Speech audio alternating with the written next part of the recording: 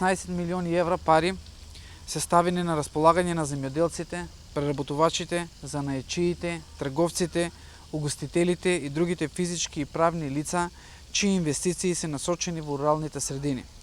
Со финансиската поддршка на Европската Унија, реализирана преку Министерството за земјоделство, шумарство и водостопанство и платежната агенција, ќе се изврши поврат од 65% на сите прифатливи инвестиции за преработка на прехранбени и непрехранбени производи, на инвестиции во развој на занаетчиски производи, инвестиции во услуги за руралното население и инвестиции во промоција на руралниот туризам.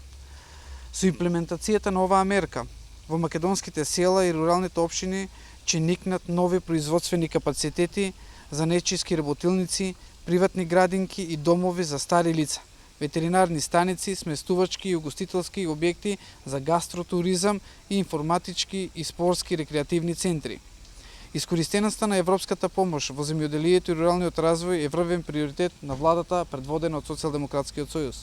Во времето на ВМРО ДПМНЕ, ИПАРД фондовите бележеа рекорден процент на неискористеност од само 20% или само 12 милиони евра. Денес само со еден јавен повик се исплаќаат близу 20 милиони евра, а во процес на подпишување се дополнителни 800 договори за финансиска поддршка, со што искористеноста на програмата ќе достигне над 50% од вкупниот расположив буџет. Нашата посветеност и новиот концепт на ефективна работа дава јасен знак дека сме на правиот пат. Со оваа пресконференција ги охрабруваме граѓаните од општина Кавадарци да аплицираат на објавениот оглас.